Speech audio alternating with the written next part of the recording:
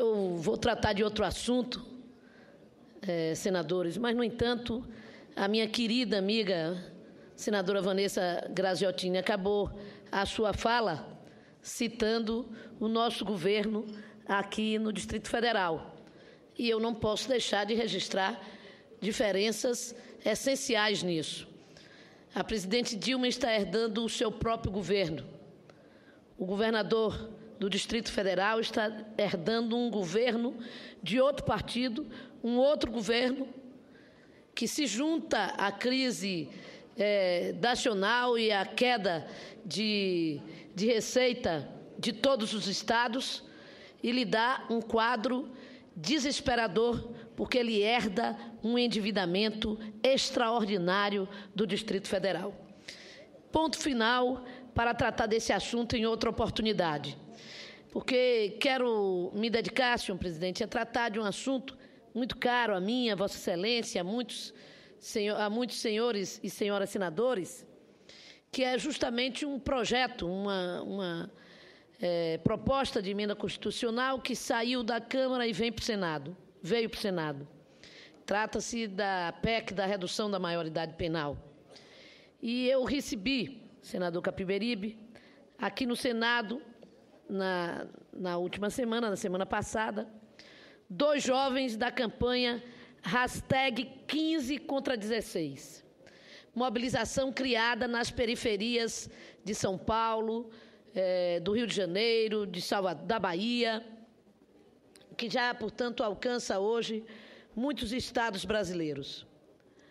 E que tem como objetivo conscientizar os moradores da periferia sobre os perigos da aprovação da PEC 171, que reduz a maioridade penal e que tramita nessa casa. Os representantes desse movimento, 2 jovens, Enderson Araújo, da minha terra, da Bahia, de Salvador, e Gabriela Valim, de São Paulo, são militantes da área dos direitos humanos para a juventude, em especial em questões que dizem respeito ao enfrentamento da violência praticada contra os jovens negros, tema da nossa CPI, que investiga o assassinato de jovens no Brasil e que presido e que tem relatoria do senador Lindbergh Faria, senador pelo Rio de Janeiro, com a participação de membros de diversos partidos e estados preocupados com o crescimento da morte, na verdade, dos assassinatos, da violência contra os jovens em todo o país. Esses 2 jovens me entregaram uma cartilha, que é esta, 15 contra 16, que foi lançada recentemente durante o Festival de Música, realizado em São Miguel Paulista, na Zona Leste de São Paulo. A cartilha trata justamente dos 15 motivos, dos 15 argumentos, das 15 razões contra a redução da maioridade de 18 para 16. Por isso, 15 contra 16. Justamente marcando uma posição daqueles que são as principais vítimas desse estado de violência contra os jovens em nosso país, que são os jovens negros da periferia, das grandes cidades e médias cidades brasileiras, em todos os estados brasileiros. No norte, o perfil muda um pouco, do jovem negro para o jovem indígena. Portanto, permanece na dimensão da juventude mais vulnerabilizada socialmente naquela região. Os argumentos que eles expõem na cartilha são explicados em linguagem clara, apropriada para os jovens, para que os jovens possam entender o que está sendo votado. Também ajuda a sociedade em geral a entender, já que há uma grande quantidade de informações veiculadas hoje, principalmente nas redes sociais, que têm conteúdos limitados e, por isso, nem sempre dão conta da complexidade das questões relacionadas com o tema. Não são raros casos de pessoas que tomam para si uma opinião sem se aprofundarem no tema, sem se informarem adequadamente. E nesse sentido, a cartilha elaborada pelo movimento busca contribuir para qualificar o debate e informar melhor a população. Entre as 15 razões que o movimento explicita para ser contra a redução da maioridade penal está, por exemplo, a de que a juventude negra é a principal vítima da violência no país. Este argumento tem sido por nós comprovado nos diversos dados apresentados na CPI do assassinato de jovens.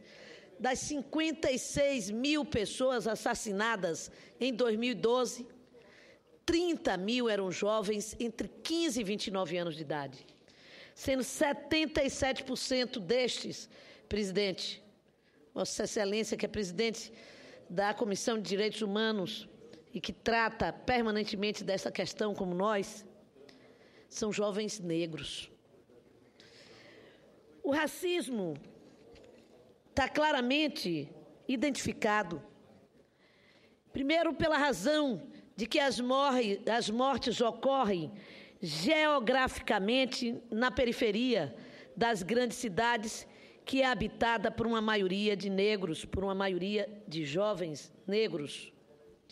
O segundo é que, a partir daí, o perfil definido como suspeito pela polícia é justamente o de jovem negro da periferia. Esse perfil de suspeitos leva a uma abordagem diferenciada da polícia quando se trata, veja bem, de um território geograficamente definido. Eu não tenho dúvida, na cidade do Salvador, a abordagem policial de um jovem na Barra, em Ondina, ou num bairro mais de classe média, em Brotas, por exemplo, a abordagem da polícia ao estar em confronto com um jovem, por exemplo, branco, habitante destas regiões da cidade, é de talvez caracterizá-lo imediatamente como usuário. E a abordagem feita pela polícia, portanto, pelo Estado brasileiro, de um jovem negro no subúrbio, em Cotos, em Piripiri, ou em qualquer outra região periférica da cidade, no miolo da nossa cidade, na Liberdade, bairro Negro, no Palmiúdo, ou em outras regiões da nossa cidade, é absolutamente diferente.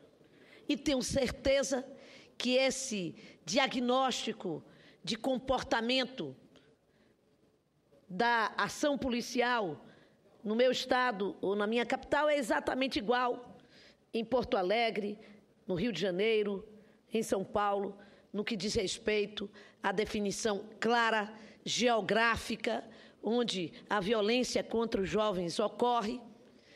E nós vamos aqui ter a oportunidade de tratar de mais outras situações de que maneira é que essa violência ocorre. Eu quero hoje apenas chamar a atenção dessa campanha que a própria juventude de periferia começa a abraçar, abraçando de sua maneira, de sua forma, e colocando claramente as suas posições e as suas reivindicações, dizendo que é um erro acreditar que os jovens infratores não são punidos. Eles são punidos antes de cometerem a infração. São punidos com a falta de acesso à educação, à cultura, ao lazer, à qualificação, à oportunidade de emprego, à renda que não lhe contempla, e se constitui numa forma do Estado punir a juventude, que também nasce de uma maneira claramente essa juventude que não tem acesso à saúde, à educação, ela está geograficamente também definida em cada uma das grandes cidades do nosso país, dos nossos estados. O movimento, portanto, hashtag 15 contra 16, cobra mais políticas públicas que atendam às necessidades da nossa juventude. Os dados do Unicef demonstram que 1% dos homicídios registrados no Brasil é cometido por adolescentes entre 16 e 17 anos de idade. 1%. Apesar da baixa incidência dos assassinatos praticados por menores, eles têm sido usados, inclusive através dos meios de comunicação, como principal argumento para a redução da maioridade penal em nosso país. Durante uma das audiências públicas realizadas pela CPI do assassinato de jovens, o representante do Sistema Nacional de Atendimento Socioeducativo, SINASE, informou que o sistema conta atualmente com 23 mil adolescentes, dos quais 80% têm mais de 16 anos, sendo 57% negros ou pardos, como se caracteriza, e a maioria com ensino fundamental incompleto. Outro indicador apontado pelos próprios jovens do movimento 15 contra 16 é o aumento da reincidência de crimes entre adolescentes internos, que é de 20%, enquanto nas prisões dos adultos, essa reincidência chega a 70%. Nossos presídios estão superlotados e o sistema carcerário não consegue cumprir função ressocializante, em nenhum dos casos. Portanto, senhor presidente, quero mais uma vez pedir a Vossa Excelência, a todos os senadores, com sensibilidade para a causa da juventude e dos adolescentes do nosso país, divulgarem a página do movimento hashtag 15 contra 16 no Facebook, que pode ser encontrada como Festival Musical contra a Redução da Maioridade Penal, hashtag 15 contra 16.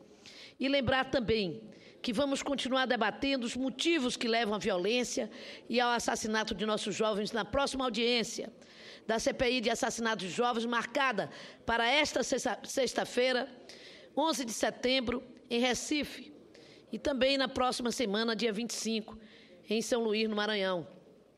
Em Recife, nós vamos ter a oportunidade de ouvir das autoridades locais a aplicação de uma experiência singular e importante na área da segurança pública em nosso país, que é o Pacto pela Vida, projeto desenvolvido, iniciado no governo do governador Eduardo Campos, que se realiza em Pernambuco, mas que também na Bahia nós temos uma experiência que começa a apresentar os seus indicadores exitosos.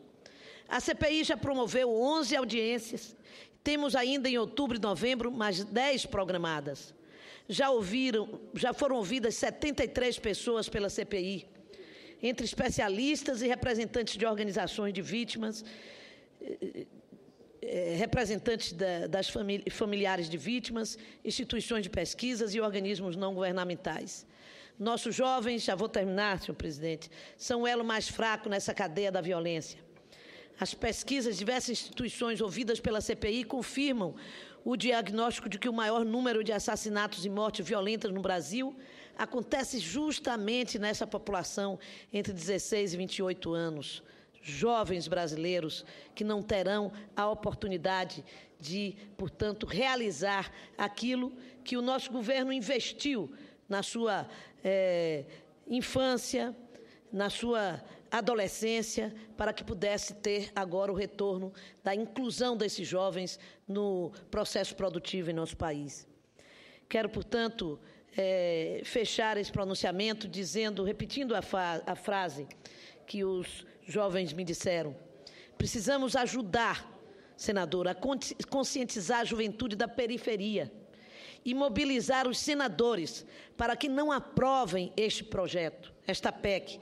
Queremos também chamar a atenção da mídia e que o Senado tenha em mente que os jovens querem mais escolas e menos cadeia. Querem, antes, mais qualidade de vida. Muito obrigada, senhor presidente.